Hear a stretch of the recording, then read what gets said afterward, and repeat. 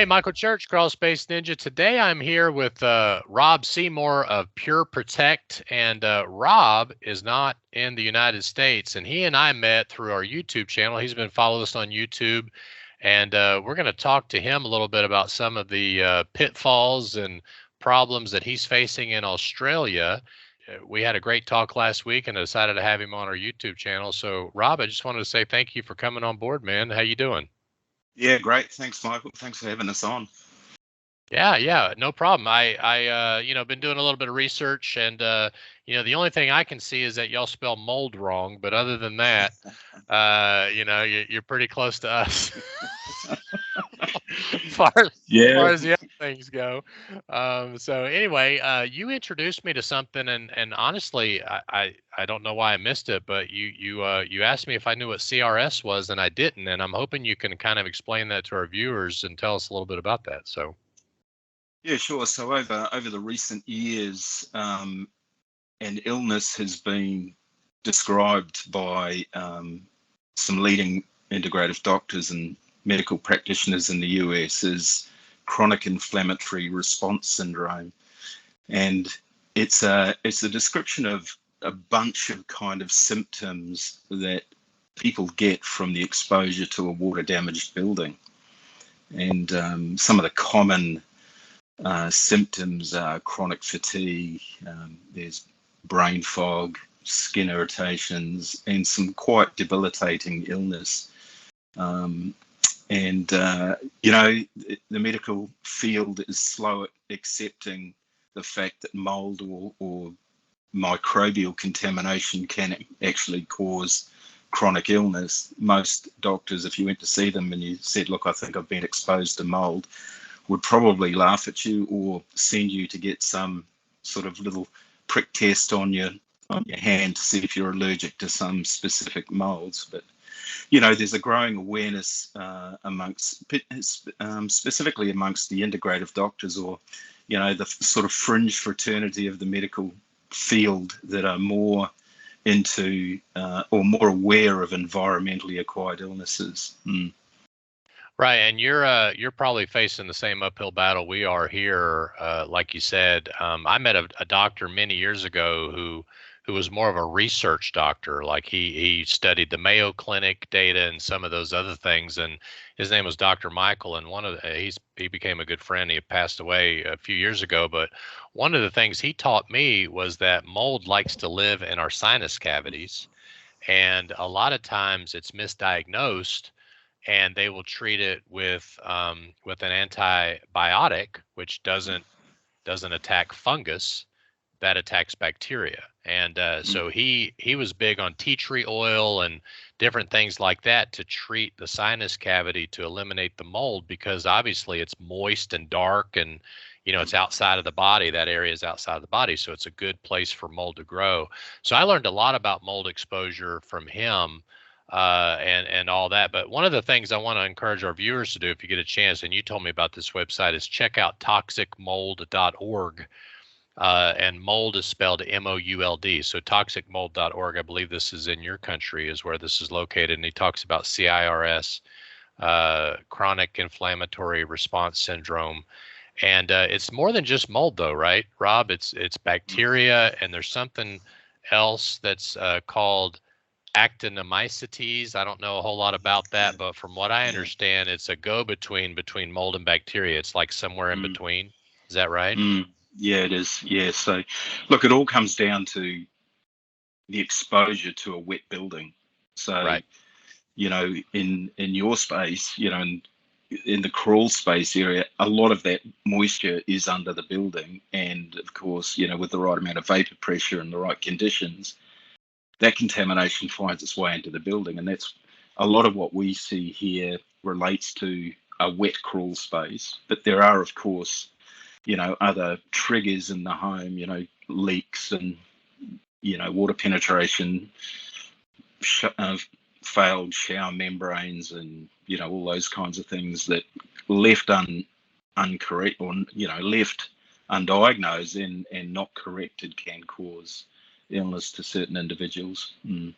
Yeah. Speaking of that, water damage restoration contractors are typically those that go to school like you and I have both gone to. I think you probably have more certifications than I do, but it's learning the drying science, right? How to dry out a structure. A lot of us, even me included, don't consider the crawl space as water damaged because it's always wet, right? Mm. It never actually dried. Mm. When we think of water damage, you think of a pipe burst and drywall getting wet or flooring Yeah. getting wet or something like that. So I appreciate you talking about the crawl space as being part of that house that's Yeah. water damaged on a continual basis. Now, your company, PureProtect, does a lot more than just crawl spaces, right? So if you don't mind, please, as I mentioned, you're in the Sydney area. If you want to talk about, the areas you cover and what exactly you do, we'd love for you to share that information with everybody. Yeah. So we're a restoration company. We're also builders, and so we typically work outside of the insurance restoration space. We work with buildings that have had chronic and long-term water damage. So that could be balconies leaking or drainage problems that have really contaminated the building. But the insurance company doesn't accept it as an escape of liquid kind of insurance claim. So people are left with nowhere to go with their insurer, and so that's a space that we've sort of identified as being a great opportunity to be able to help people, to be able to diagnose the home. So I spend a lot of my time actually going through the building, looking at where the water influence is. Is it water or is it high humidity or condensation related issues? Diagnosing the problem, doing all sorts of testing, whether that's leak testing, membranes or shower spray testing of windows, but just getting to the bottom of the problem and then addressing the correction of those issues. So we do full remediation of homes and contents, as well as the construction piece that may need to be conducted. That could be floors or ripping out bathrooms and kitchens and so on. So, but we sort of cover most of New South Wales, which is the state that Sydney sits in. Sydney's a city of about 6 million people, and the state is a little bit larger than that in terms of its geography, but we cover most of New South Wales. So tell us some of these the tools. You sound like the inspector, the one that the forensic investigator, if you will, that tries to diagnose where everything's coming from. What are some of the tools that you're using day to day? Are you using infrared, moisture meters, or some kind? Give us an idea of what you're using. Yeah, so we're using hygrometers. We're doing a lot of thermal imaging. So just really trying to. I'll often use, in my inspection process, I will often use the thermal imaging camera to try and detect where we've got some anomalies in surface temperatures in the building, which can obviously point to water intrusion or even condensation effects. And then it's sort of using moisture meters to look at the substrate, get your dry standards, and then go and explore those zones a little bit more deeply, and often going invasively into wall frames with with cameras and the like. But we do a lot of what we call fluorescein dye testing of wet areas. So we're looking at we're basically damming up bathrooms and flooding them and monitoring them over the course of 12 hours, 24 hours, just to that kind of test. But in many cases, Michael, it's fairly obvious, what the issues are. Right. Right. But some are a little bit more tricky, I suppose. But and obviously doing a lot of mold testing. I had ones, and you're right. Most of the time, it's like staring you in the face. But I had one situation where there was a leak from a bathroom that was landing on a steel I-beam that stretched across a house. So the water was running down on the other end of the I-beam and then going down. And it took a while to figure out that the water was coming 30 feet from that direction from a bathroom leak. because Yeah, you think, exactly. so there sometimes you gotta, break out your CSI mode Yeah, and get in there. But a lot of times it's pretty common. The toilet's leaking, the wax ring's messed up, right? So yeah, one of the other things I noticed too, you guys do content restoration or decontamination. And I want you to touch on that because a lot of people don't think about that. Whenever you're thinking about mold, you're like, oh, the walls and all that. You don't think about like your clothing and stuff like that that is affected by all that. So if you don't mind, share with that a little bit about that too.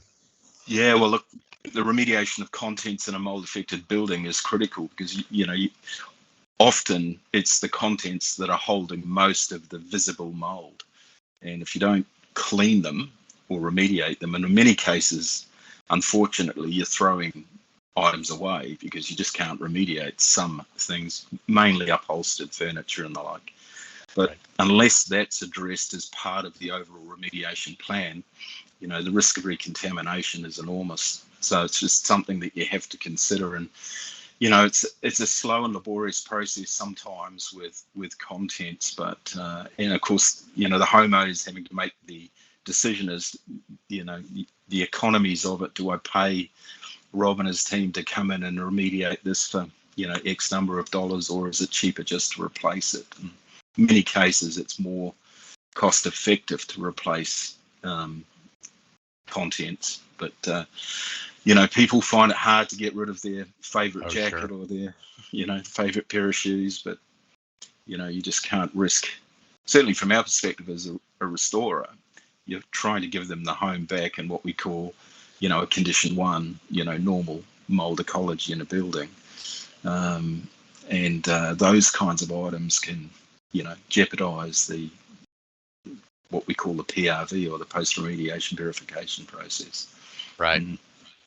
Well, and you mentioned too, you work outside of the scope of the insurance company. So a lot of times, I'm not saying you don't work on insurance jobs, but from what I understand, the companies that work on insurance jobs get paid directly by the insurance company, and they have to do what the insurance company says to do, where you, I believe, work more directly with the homeowner so they can determine what needs to be Yeah. done or not done. Is that correct?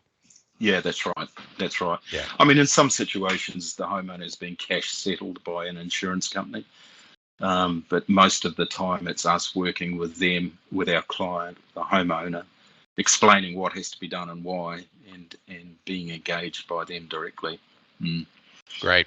Great. One of the other reasons why I wanted to have you on, Rob, was you shared with me some information about your inability to get crawl space dehumidification and just the tools that it takes to do crawl spaces the way we do here in the States. So if you don't mind, share with us that struggle you're having and all that. And Yeah. it almost sounds like an education process that you have to go through with everyone in your area. Is that right?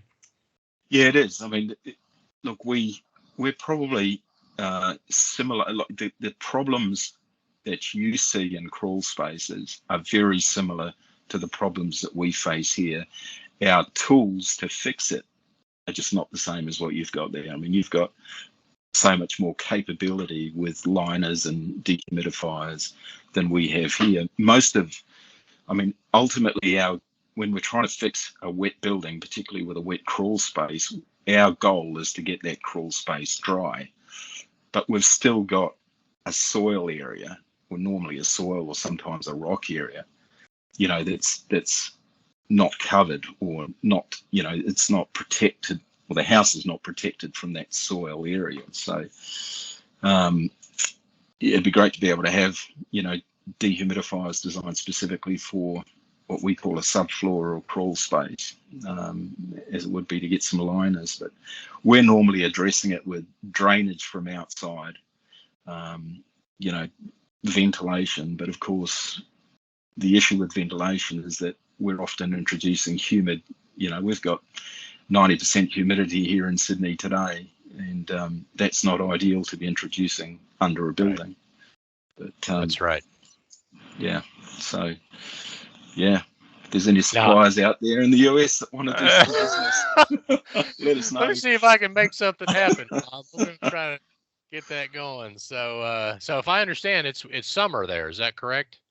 Yeah, it is. Yeah, because it's February here, so it's winter here. So, all right, so we got to get you all some liners and some dehumidifiers, and that way, are you guys open to a crawl space ninja, Sydney? Because I know Dom and some of the others would be more than happy to fly out there and train y'all on our Yeah, way. Not that you need training, but I'm just saying it's probably if yeah, you're ready, we might be able to figure that out. Well, yeah. this is great, man. I appreciate you being on. And the other thing is, you do more than just crawl spaces. You do everything inside of the house. You can do, and you do the build back as well. Is that also Yes. correct? Yeah, that's right. Yeah, we've got a few projects at the moment where all the wall linings and ceiling linings and insulation is out. The house is basically, well, both houses are basically shells. We're remediating the framework, addressing the crawl space with drainage, and we might actually put a dehumidifier in this one if we can get one out of the US. It's the best solution for this place, but yeah, it's what we do. Mm.